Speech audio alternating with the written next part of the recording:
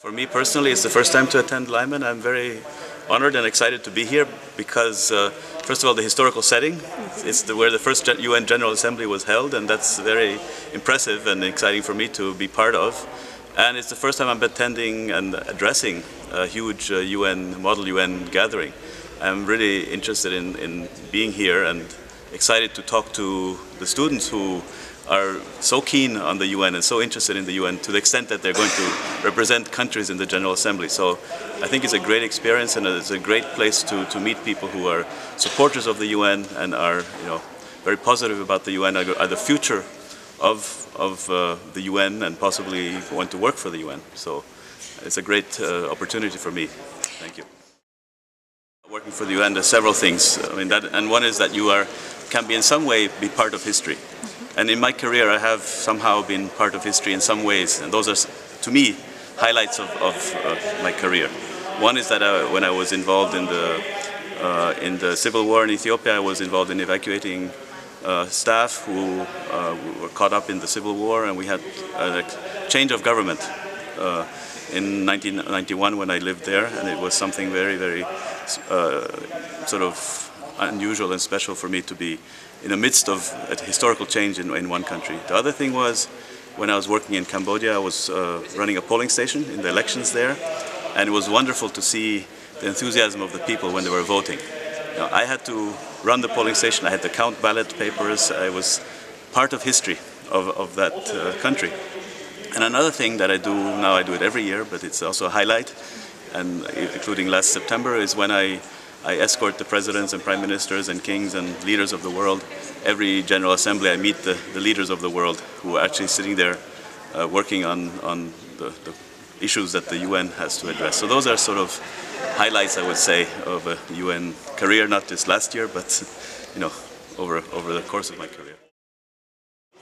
You see, the UN, working for the UN, has to be based on you have to believe in the mission of the UN and what it stands for, because it's an organization that is dealing with difficult problems. It's an intergovernmental organization that you have 193 member states. They all have different opinions, different things they want to achieve, different perspectives, and trying to reconcile all that at all levels, whether it's at the General Assembly level or even when we work, we have to work with all different perspectives and different people. So that is a huge challenge, but it's also very, very rewarding. Overall, it can be many times frustrating because you don't understand why things have to be done in a certain way, but that is the nature of the organization, and you have to understand that this is the type of organization, despite all the issues that we face, it is an absolutely necessary organization in the world. So the challenge really is to be able to work through that and still maintain the enthusiasm and idealism for the organization. The advice I would give them is to maintain their idealism, maintain the belief in the purpose of the UN. It is not perfect, but it is the best we have right now. We can always work to improve it. And whether they actually work for the UN or not, they should always keep this perspective in mind, try to work for the benefit of humankind, and support the UN and everybody who supports it, because it is really the most global international forum for solving world problems. As imperfect as it is, it's still, it constitutes the hope of many people in the world, I think. So I would, ask for their support for the UN, whether they actually end up working there or not. I grew up internationally. To me, I cannot imagine working in any other type of environment than the international environment. It is fascinating and energizing to work with people from all over the world. Just as I said, I can't imagine working for any other type of organization at this point.